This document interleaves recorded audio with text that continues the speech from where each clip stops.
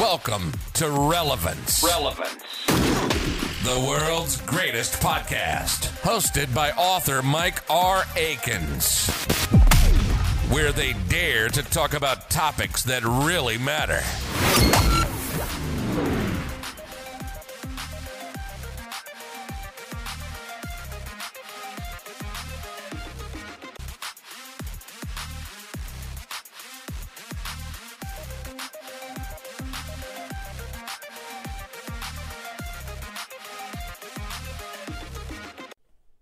In today's episode of the Relevance Podcast, I will be reading and narrating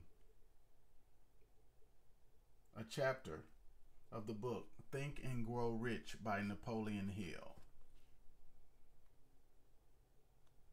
This is a great book that I believe many of my listeners should have the opportunity to read. But since I realized that a lot of you are too busy to read, I took the liberty of narrating this book. This book was given to me by a really good friend. As I appeared on her podcast, she gave me this book. I had already had a copy of this book that's in my library somewhere, but the version that she gave me was a condensed version that was written by Dr. R Pell. It was edited to be read in the 21st century. Although it was originally published in 1937, the newer version is more relative to the things that people nowadays have to go through to be able to be successful in life. So without further ado, I would like to bring the first couple of chapters of this book and also the preface and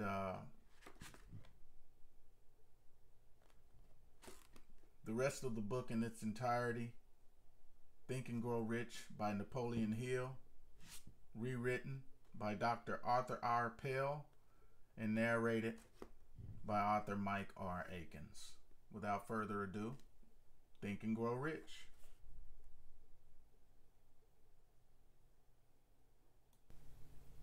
Preface to the current edition.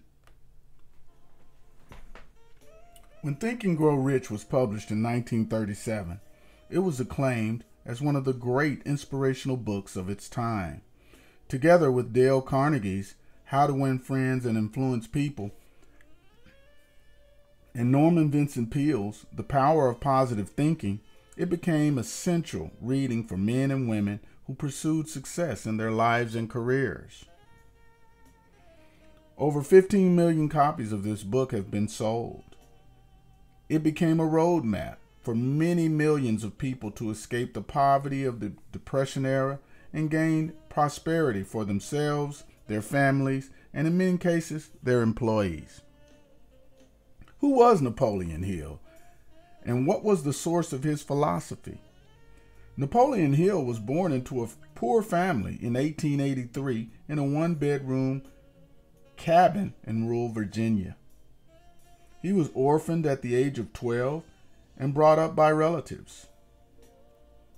Overcoming poverty and his rebellious nature, he struggled to obtain an education and developed into one of the pragmatic geniuses of his time.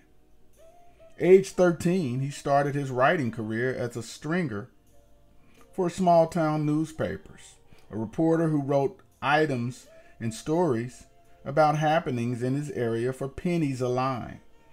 Perhaps because of his own struggle to overcome poverty, he became obsessed with why people fail to achieve true financial success and happiness in their lives. To earn a living, he chose to pursue careers in both law and journalism. His early career as a reporter helped to finance his way through law school. His big break came when he was given an assignment to write a series of success stories of famous men. One of the men he interviewed for the series was Andrew Carnegie, the world-renowned steel magnate. Mr. Carnegie was so impressed by the young journalist that he gave him a commission that would dominate the next 25 years of Hill's life. The project was to interview over 500 millionaires to find a success formula that could be used by the average person. The interviewees included the greatest and wealthiest men of the era. Among them were Thomas Edison, Alexander Graham Bell, Henry Ford, Charles M. Schwab, Theodore Roosevelt, William Wrigley Jr., John Wanamaker, William Jennings Bryan, George Eastman, Woodrow Wilson, William H. Taft, John D. Rockefeller, F.W. Woolworth, and many others who are not as well known today. During this period, Andrew Carnegie became Hill's mentor, helping Hill formulate a philosophy of success, drawing on the thoughts and experience of the people who were interviewed. The success of Think and Grow Rich led into a long career as a consultant to business leaders, lecturer, and writer of several more books, and made Hill a millionaire in his own right. Napoleon Hill died in November 1970 after a long and successful career. His work stands as a guidepost to individual achievement and has influenced readers for almost 70 years. Updating a classic work is a monumental task. The basic philosophy of the writer cannot be changed. It must always be Napoleon Hill's book, not mine. I approached it in the same way an art restorer looks at a classic painting that is being refurbished. I carefully studied the text and deleted stories and anecdotes that, although meaningful to the reader of the 1930s, have little significance to the reader of the 21st century. I replaced them with examples and illustrations of men and women who, in their careers in recent times, exemplify the principles Napoleon Hill formulated. In the following chapters, you will learn these principles. In addition to reading the success stories of people Hill studied for the original book, you will meet some of the top achievers of our time, such as Bill Gates, Mary Kay Ash, Arnold Schwarzenegger, Ray Kroc, Michael Jordan, and many others. Napoleon Hill's proven steps to riches are as valid for today's reader as they were for his contemporaries.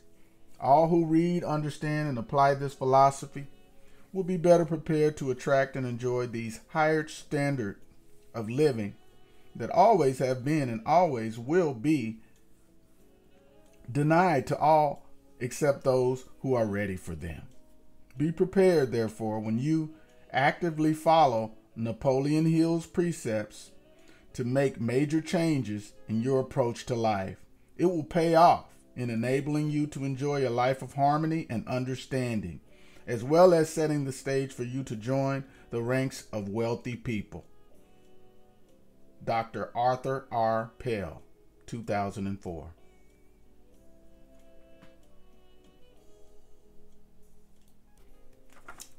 Think and Grow Rich by Napoleon Hill.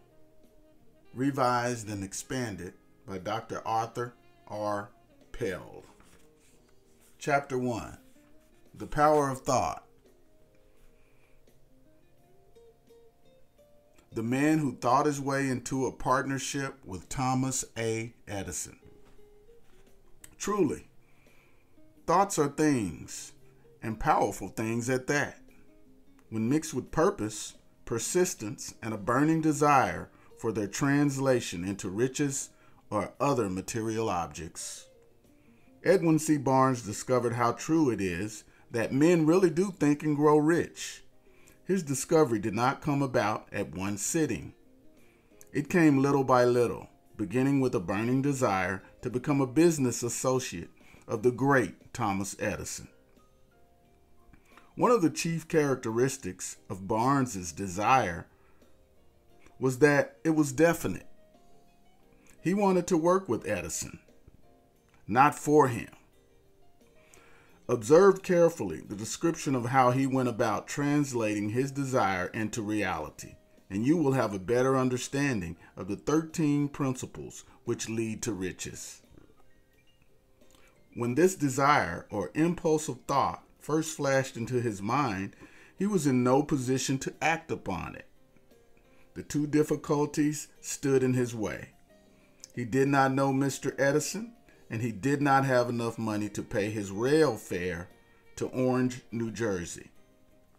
These difficulties were sufficient to have discouraged the majority of people from making an attempt to carry out the desire. But this was no ordinary desire. He was so determined to find a way to carry out his desire that he finally decided to travel by blind baggage rather than be defeated. To the uninitiated, this means that he went to East Orange on a freight train. He presented himself at Mr. Edison's laboratory and announced he had come to go into business with the inventor. In speaking of the first meeting between them, years later, Mr. Edison said, "He stood there before me, looking like an ordinary tramp. But there was something in the expression on his face which conveyed the impression that he was determined to get what he had come after. I had learned from years of experience with men that when a man really desires a thing so deeply that he is willing to stake his entire future on a single turn of the wheel in order to get it, he is sure to win. I gave him the opportunity he asked for, because I saw he made up his mind to stand by until he succeeded. Subsequent events proved that no mistake was made." Just what young Barnes said to Mr. Edison on that occasion was far less important than what he thought. Edison himself said so. It could not have been the young man's appearance that got him the start in the Edison's office, for that was definitely against him. It was what he thought that counted. If the significance of this statement could be conveyed to every person who reads it, there will be no need for the remainder of this book. Barnes did not get his partnership with Edison on his first interview. He did get a chance to work in the Edison offices at a very nominal wage, doing work that was unimportant to Edison, but most important to Barnes. It gave him an opportunity to display merchandise where his intended partner could see it. Months went by. Nothing happened to bring the coveted goal, which Barnes had set up in his mind as his definite major purpose. But something important was happening in Barnes's mind. He was constantly intensifying his desire to become the business associate of Edison. Psychologists have correctly said, when one is truly ready for a thing, it puts it in appearance. Barnes was ready for a business association with Edison. Moreover, he was determined to remain ready until he got that which he was seeking. He did not say to himself, "Oh, well, what's the use? I guess I'll change my mind and try for a salesman's job." But he did say, "I came here to go into business with Edison, and I'll accomplish this end if it takes the remainder of my life." He meant it. What a different story people would have to tell if only they would adopt a definite purpose and stand by that purpose until it had time to become an all-consuming obsession. Maybe young Barnes did not know at the time, but his bulldog determination, his persistence with a single desire, was destined to mow down all opposition and bring him the opportunity he was seeking. When the opportunity came, it appeared in a different form and from a different direction than Barnes had ever expected. That is one of the tricks of opportunity. It has a sly habit of slipping in the back door and often comes disguised in the form of misfortune or temporary defeat. Perhaps this is why so many fail to recognize opportunity. Mr. Edison had just perfected a new office device known at that time as the Edison dictating machine. It would later be called the Ediphone. His salesmen were not enthusiastic over the machine. They did not believe it could be sold without great effort. Barnes saw this opportunity. It had crawled in quietly. hidden in a queer-looking machine that interested no one but Barnes and the inventor. Barnes knew he could sell the Edison dictating machine. He suggested this to Edison and promptly got his chance. He did sell the machine. In fact, he sold it so successfully that Edison gave him a contract to distribute and make it all over the nation.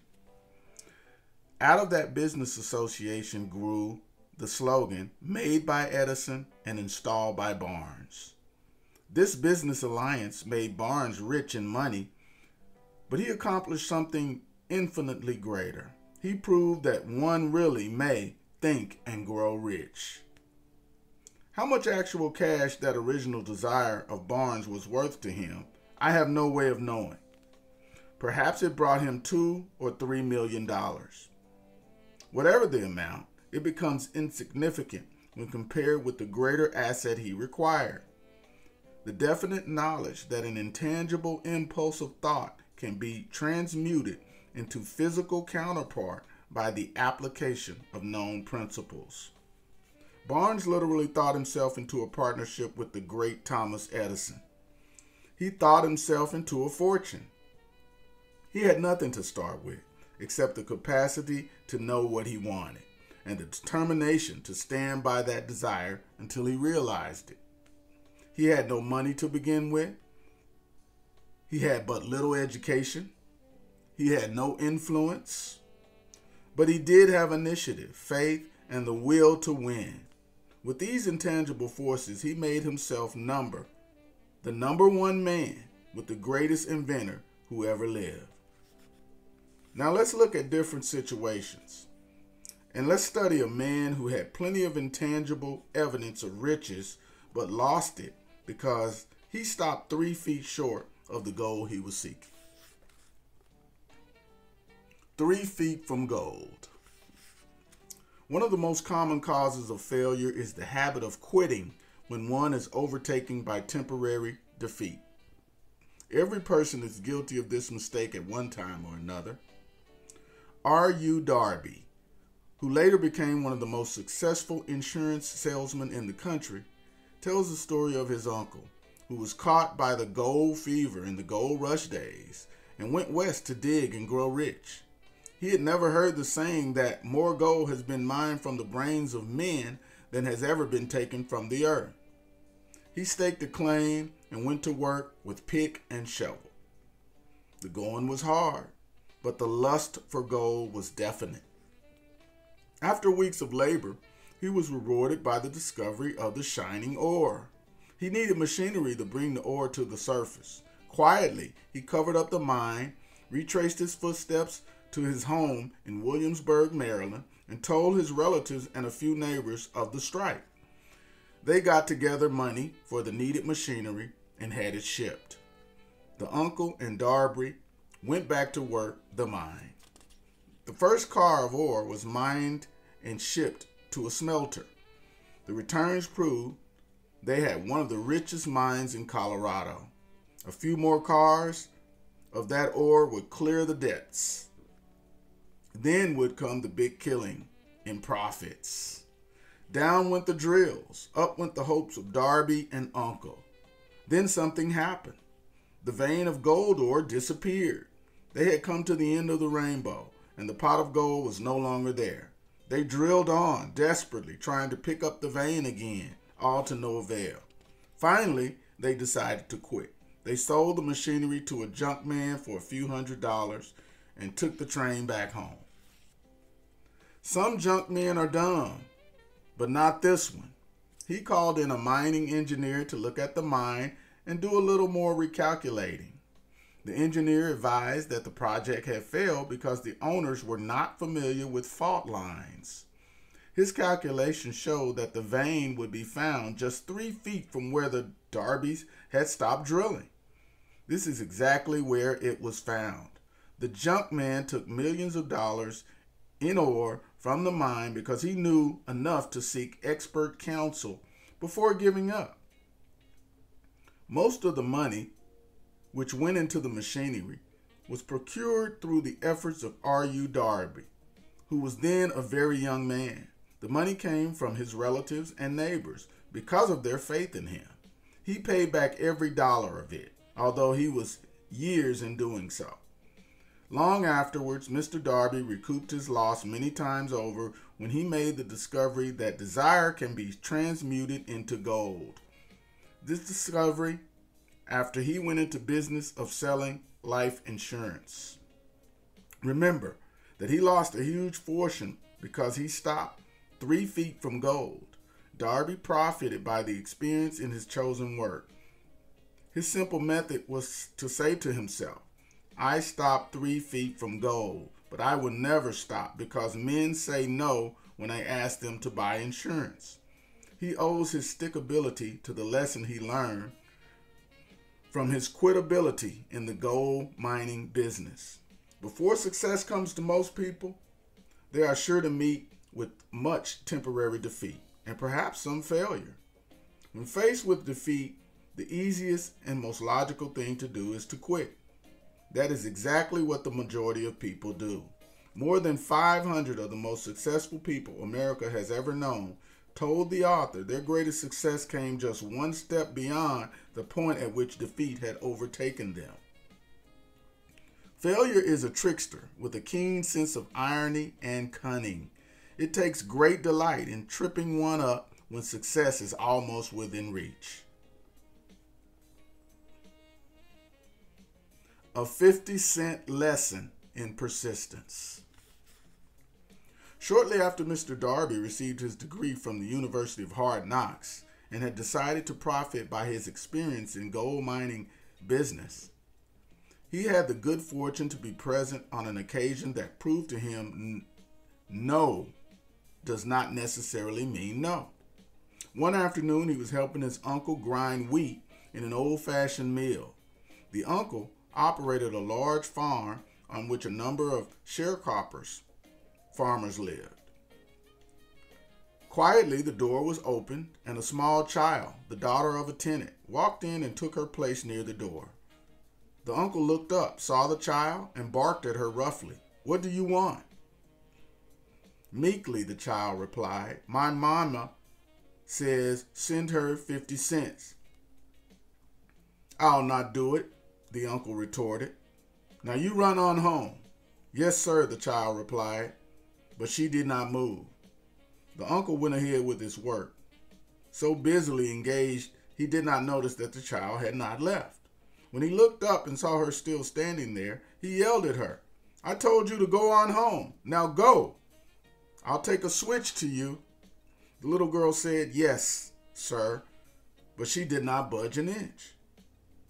The uncle dropped a sack of grain he was about to pour into the mill hopper, picked up a barrel stave, and started toward the child with an expression on his face that indicated trouble. Darby held his breath. He was certain he was about to witness a murder. He knew his uncle had a fierce temper. When the uncle reached the spot where the child was standing, she quickly stepped forward one step, looked up into his eyes, and screamed at the top of her voice, "My mama's gotta have that 50 cents. The uncle stopped, looked at her for a minute, then slowly laid the barrel stave down on the floor.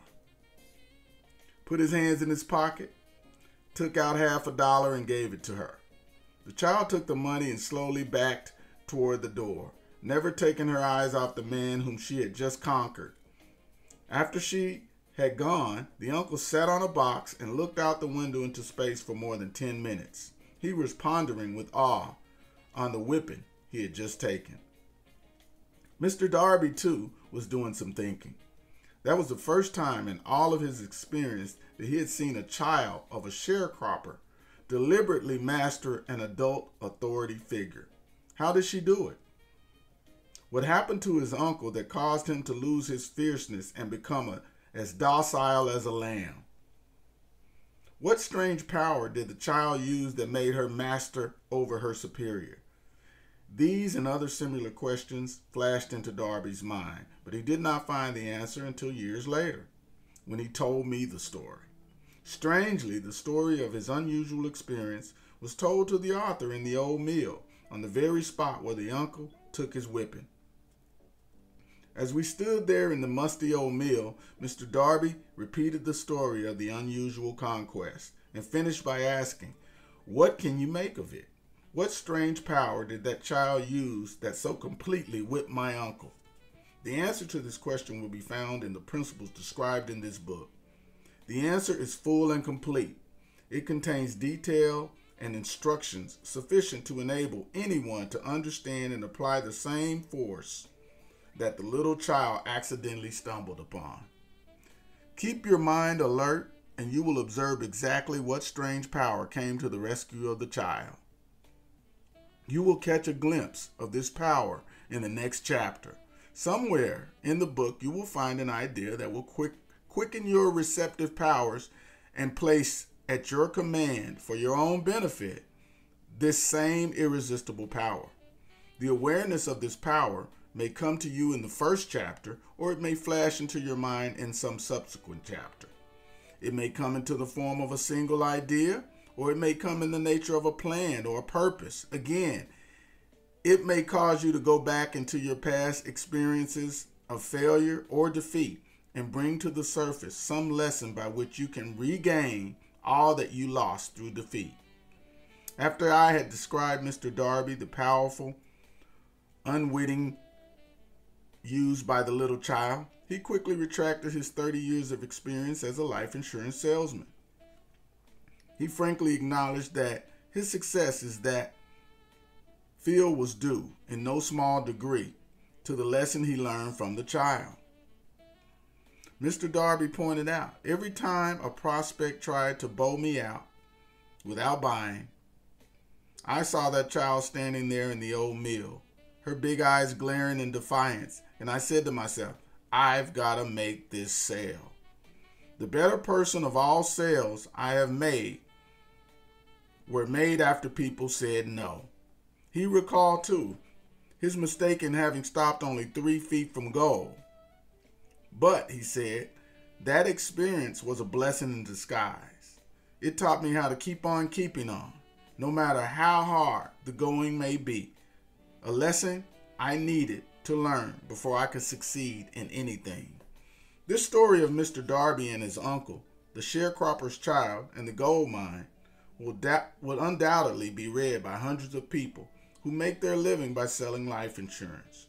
To all of these, the author wishes to offer the suggestion that Darby owes to these two experiences his ability to sell more than $1 million of life insurance every year. Life is strange and often unpredictable. Both the successes and the failures have their roots in simple experiences. Mr. Darby's experience was commonplace and simple enough, yet as they held the answer to the destiny in life, they were as important to him as life itself. He profited by these two dramatic experiences because he analyzed them and found the lesson they taught. But what of a person who has neither the time nor the inclination to study failure in search of knowledge that may lead to success? Where and how are they to learn the art of converting defeat into stepping stones of opportunity? In answer to these questions, this book was written. The answer called for a description of 13 principles. However, remember, as you read the answer, you may be seeking to the questions which have caused you to ponder over the strangeness of life may be found in your own mind. Some idea, plan, or purpose may spring into your mind as you read. One sound idea is all you need to achieve success. The principles described in this book contain the best and most practical ways and means of creating useful ideas. Before we go any further in our approach to the description of these principles, we believe we're entitled to receive this important suggestion. When riches begin to come, they come so quickly, in such great abundance, that one wonders where they have been hiding during all those lean years. This is an astounding statement, and all the more so when we take into consideration the popular belief that riches only come to those who work hard and long. When you begin to think and grow rich, you will observe that riches begin with a state of mind, with definiteness of purpose, with little or no hard work. And every other person ought to be interested in knowing how to acquire a state of mind that will attract riches. I spent 25 years in research, analyzing more than 25,000 people, because I too wanted to know how wealthy men become that way. Without that research, this book could not have been written. Here, take notice of a very significant truth. The business depression started in 1929 and continued on an all-time record of destruction until sometime after President Roosevelt entered office. Then the depression began to fade into nothingness. Just as an electrician in a theater raises the lights so gradually that darkness is transmitted into light before you realize it, so did the spell of fear in the minds of the people gradually fade away and become faith. As soon as you master the principles and this philosophy and begin to follow the instructions for applying those principles, your financial status will begin to improve. Everything you touch will begin to transmute itself into an asset for your benefit. Impossible? Not at all. One of the main weaknesses of mankind is the average person's familiarity with the word impossible. He knows all the rules that will not work. He knows all the things that cannot be done. This book was written for those who seek the rules that have made others successful and are willing to stake everything on those rules. A great many years ago, I purchased a fine dictionary. The first thing I did was turn to the word impossible and neatly clip it out of the book. That would not be an unwise thing for you to do. Success comes to those who become success conscious. Failure comes to those who indifferently allow themselves to become failure conscious.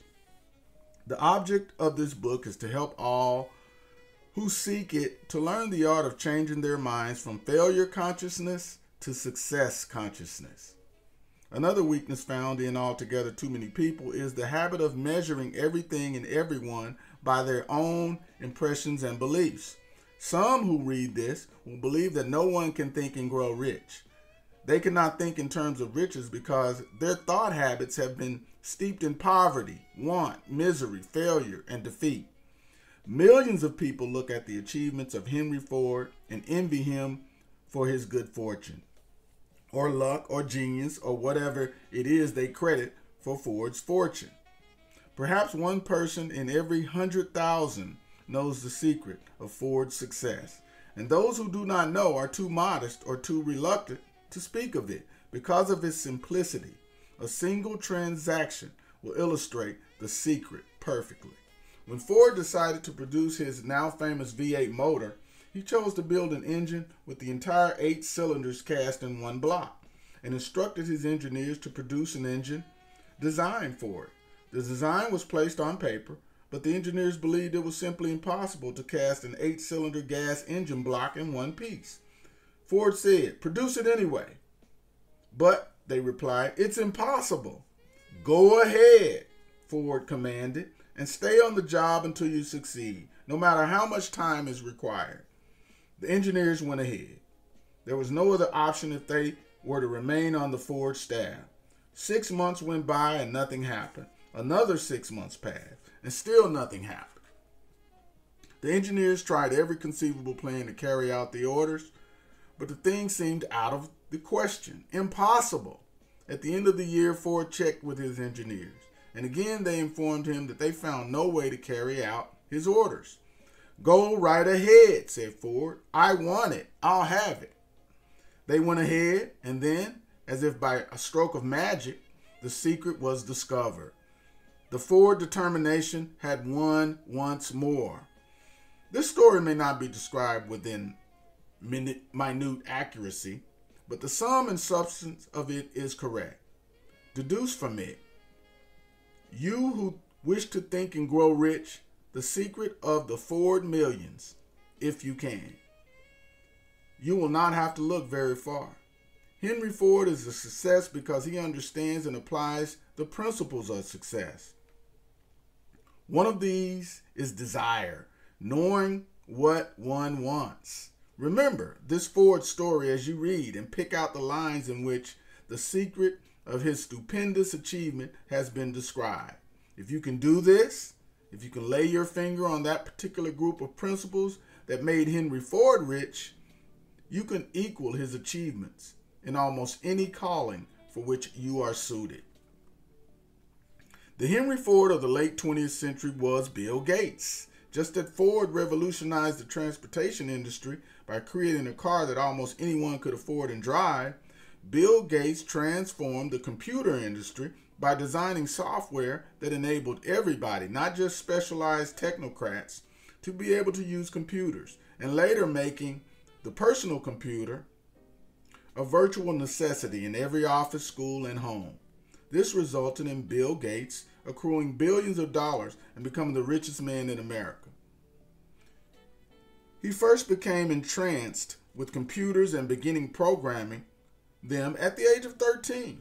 In 1963, he entered Harvard University, where he lived down the hall from Steve Ballmer, now Microsoft's chief executive officer. While at Harvard, Gates developed a vision of the programming language BASIC for the first microcomputer. Gates was so absorbed in his dream of building a software company that he left Harvard to devote his energies to fulfilling it. A few years earlier, he and his childhood friend Paul Allen had formed a company, Microsoft, as the vehicle for his endeavor. Guided by the belief that the computer would be a valuable tool on every office desktop and in every home, they began developing software for personal computers. Gates' foresight and his vision for personal computing have been central to the success of Microsoft and the entire software industry. Having achieved his major goal, Bill Gates continued to pursue new goals, both in the business of creating ever-improving computer programs and his philanthropic work, having founded with his wife Melinda the largest charitable foundation in the world. You are the master of your fate, the captain of your soul. When the English poet W.C. Henley wrote the prophetic lines, "I am the master of my fate, I am the captain of my soul," he should have informed us that the reason we are the masters of our fate, the captains of our souls, is because we have the power to control over thoughts. He should have told us that the ether in which this little planet floats, in which we have, move, and have our being, is a form of energy moving at an inconceivably high rate of vibration, and that the ether is filled with a form of universal power which adapts itself to the nature of the thoughts we hold in our minds and influences us in natural ways to transmute our thoughts into their physical equivalents. If the poet has told us this great truth, we would know why it is that the masters of our faith, the captains of our souls. He should have told us with great emphasis that this power makes no attempt to discriminate between destructive and constructive thoughts, that it will urge us to translate into physical reality thoughts of poverty just as quickly as it will influence us to act upon thoughts of riches. He should have told us too that our brains become magnetized with the dominating thoughts we hold in our minds. By means which no one is familiar, these magnets attract to us the forces, the people, the circumstances of life, which harmonize with the nature of our dominating thoughts. He should have told us that before we accumulate riches in great abundance, we must magnetize our minds with intense desire for riches, that we become money conscious until the desire for money drives us to create definite plans for acquiring it. But being a poet, not a philosopher, Henley contented himself by stating a great truth in poetic form, leaving those who follow him to interpret the philosophical meaning of his lines. Little by little, the truth has unfolded itself until it now appears certain that the principles described in this book hold the secret of mastery over our economic fate. Another man who exemplifies being master of his fate is Steven Spielberg, one of the all-time great motion picture directors. He dreamed of being a movie director from childhood. He began making amateur flights with a primitive camera when he was still a child. And the dream never subsided. How Spielberg broke into the Universal Studios is a legend in the movie industry. He took the Universal Studios tour, an attraction that enables visitors to get an inside look at the movie business. Visitors ride around the studio lots on a tram. Steven sneaked off the team and hid between two sound stages until the tour ended. When he left at the end of the day, he made a point of saying a few words to the gate guard. Day after day, he went back to the studio for 3 months. He walked past the guard, waved at him, and he waved back. He always wore a suit and carried a briefcase, letting the guard assume he was one of the students with a summer job in the studio. He made a point of speaking to and befriending directors, writers, and editors. He even found a vacant office, took it over, and listed his name in the building directory. He made it his business to get to know Sid Sheinberg, the head of production for the studio's television arm. He showed him his college film project, which so impressed Sheinberg that he put the young man under contract with the studio. His first full-length film, The Sugarland Express, received critical acclaim and won a Best Screenplay Award at the 1974 Cannes Film Festival. Unfortunately, it did not do very well at the box office. But his big break came a year later when he discovered the book Jaws. The studio had already decided to produce Jaws and had chosen a well-known director to film it. Spielberg desperately wanted to make this his movie. Despite the financial failure of the Sugarland Express, his self-confidence had not diminished, and he persuaded the producers to dismiss the chosen director and give the film to him. It was not an easy assignment. From the beginning, trouble beset the production. It ran into technical and budget problems. However, when Jaws was released in June 1975, it enjoyed twofold success. It broke box office records, and the critics loved it. Within a month of its release, the film had taken in $60 million at the box office, an unheard of amount at that time. Over the next few years, Spielberg directed several movies, including the popular Indiana Jones series, the award-winning The Color Purple, and The Empire of the Sun, as well as E.T. He later directed Jurassic Park, which would also become at its time the most successful movie in the industry. The third Spielberg film to break the record. It also brought in over $1 billion in gross receipts, toys, and other merchandise. To this day, Spielberg continues to pursue his dreams. When he and two other Hollywood moguls created their own production company, they called it DreamWorks. We are now ready to examine the first of these principles. Maintain a spirit of open-mindedness. Remember as you read that they are the invention of no single person. The principles were gathered from life experiences of more than 500 men who actually accumulated riches in huge amounts. Men who begin in poverty with little education or influence. The principles work for these men. You can put them to work for your own enduring benefit. You will find it easy, not hard to do. Before you read the next chapter, I want you to know that it conveys factual information that might easily change your entire financial destiny, as it has so definitely brought changes of stupendous proportions to two people described. I want you to know also that the relationship between these two men and myself is such that I could have taken no liberties with the facts, even if I had wished to do so. One of them has been my closest personal friend for almost 25 years. The other is my own son. The unusual success of these two men, success that they generously accredit to the principles described in the next chapter, more than justifies this personal reference as a mean of emphasizing the far-flung power of this principle.